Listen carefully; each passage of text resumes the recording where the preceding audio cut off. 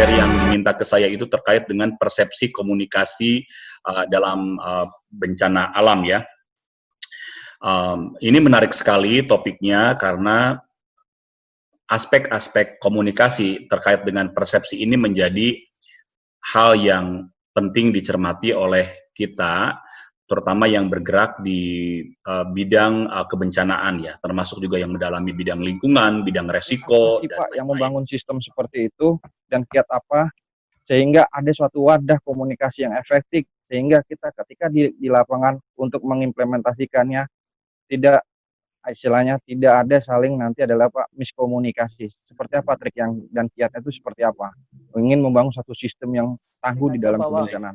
Ini pekerjaan tidak mudah, adanya gap ini harus dihilangkan. Kemudian contoh dari pemimpin dan masif campaign. Terima kasih. Persepsi informasi berbeda diterima oleh masyarakat, tentu masing-masing pihak itu harus melihatnya secara lengkap ya.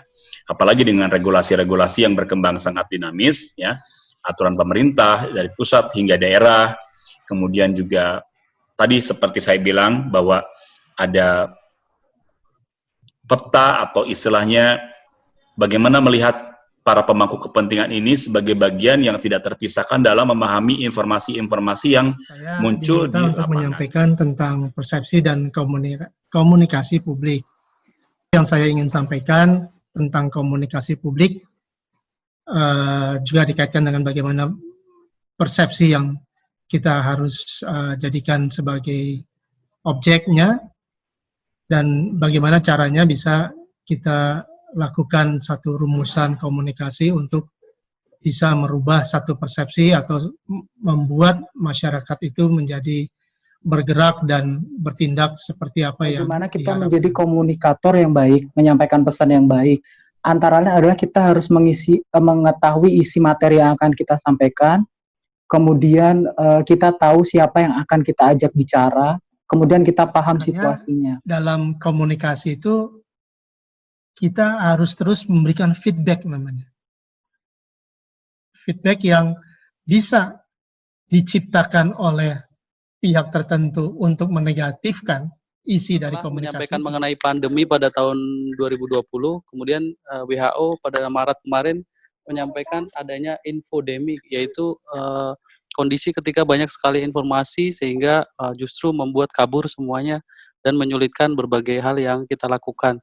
Nah, itu menurut Bapak apa sih yang bisa kita lakukan untuk menghadapi infodemi tersebut? Itu satu. Yang kedua, sebenarnya saya tunggu-tunggu dari tadi juga, tapi Bapak sebenarnya sudah sebutkan juga bahwa perlu ada feedback dan sepertinya memang belum ada, dan bagaimana cara feedback itu bisa komunikasi dilakukan? yang ada sekarang itu kan sangat dipengaruhi oleh pembanjirnya informasi dari media yang disebut sebagai media sosial. Nah, menurut saya di sini di Indonesia maksud saya itu sudah ada lembaga yang memang mengkhususkan diri dalam menangani informasi dari media sosial, yaitu BSSN, Badan Cyber itu. Itu yang menurut saya dia berperan banyak, harusnya dia dilibatkan juga dalam komunikasi, dalam menentukan apa yang paling baik dan apa yang hoax, mana yang bukan, dan bagaimana bisa memberikan kepada masyarakat informasi yang adalah policy capacity untuk tata kenormalan baru. Enhance policy capacity for new normal. Tinjauan analitik operasional, implementasi kebijakan. Sebenarnya terminologi policy capacity itu tergolong baru, relatif baru. Ini diusulkan oleh 3 orang yang berbeda ras, Sun Bu dari Cina, Hall dari Amerika, dan kemudian Ramesh dari India. Ini adalah sebuah model yang biasanya ketika kita bicara tentang capacity atau policy itu berbeda gitu.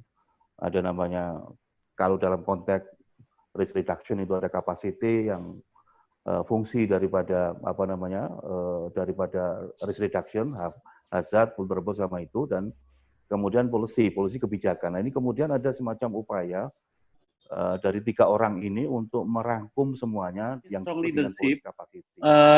Apakah mohon izin Pak, itu berarti kepemimpinan militer Pak? Itu pertama, Pak. Kemudian yang kedua, strong leadership di sini apakah Strong leadership, apa pemahaman ciri-cirinya? saya dari membaca beberapa literatur ada dua. Yang pertama, dia punya karakter yang kuat. Istilahnya kalau dalam buku itu disebutkan bahwa tidak semua orang punya DNA pemimpin. Tidak semua orang punya DNA memimpin. Jadi pemimpin itu memang punya DNA untuk mungkin hanya ini saja Pak, terkait dengan di matriks yang terakhir tadi Bapak. Ya. Tadi Bapak membagi antara fasenya itu ada fase saat pandemik dan juga kemudian masa transisi dan pasca pandemik ini. Saya ingin klarifikasi aja, apakah yang masa transisi ini boleh saya samakan dengan transisi menuju pemulihan, atau yang kalau di istilah rehabilitasi itu juga yang disebut dengan early recovery. Terima kasih, Pak. Saya sepakat. Memang itu pemulihan, transisi menuju pemulihan atau early recovery. Sehingga jelas maknanya. Kalau kemudian kita tidak melihat itu, maka mohon maaf, kemarin saya webinar dengan teman di Malaysia, dia mengatakan post pandemic. Profesor mengatakan post pandemic. Saya coba, Prof, saya klarifikasi, maksudnya post pandemic apa? Loh, kita menghadapi pasca pandemik, Pak Endro. Loh, bagi saya ini bukan post pandemic, ini transition. Atau mungkin kembali pada posisi tanggap darurat, Pak, emergency. Karena ada second wave attack. Pak Dodi kemarin dalam webinar dengan kami, dia menyatakan second wave attack must be coming, pasti datang. Maka ini belum post pandemik, Prof. Kalau saya boleh berbeda pendapat dengan penjaringan, saya katakan kita bisa begitu. memahami bahwa ketika bicara masyarakat, maka kemudian tidak mudah untuk berbicara tentang komunikasi efektif, karena dengan kondisi masyarakat yang sedemikian beragam, artinya tidak bisa mengandalkan hanya satu cara.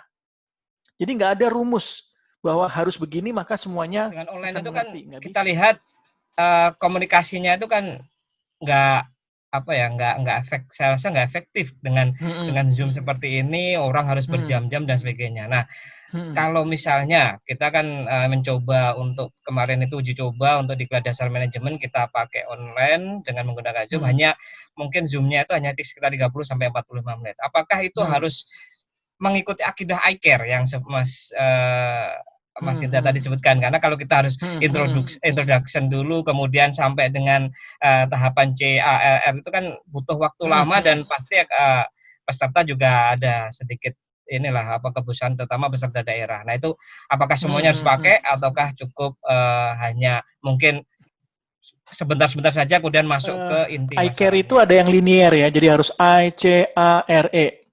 Tapi dalam prakteknya ada juga yang I dulu, I-nya dulu, C, habis itu muter ke A, balik ke C, A, C. Jadi nggak harus ke introduction. Itu sangat dimungkinkan. Terima kasih sekali kepada Pak Indra, sekali lagi kami ucapkan, dan juga nanti mungkin pertanyaan dan saran yang belum bisa diungkapkan bisa jadi bahan saat kita bertemu lagi nanti dalam pelatihan-pelatihan selanjutnya, dan mudah-mudahan bukan dalam kondisi yang memaksa kita harus online terus gitu. Mungkin bisa bertemu sehingga semangat juga nanti teman-teman ditanyanya.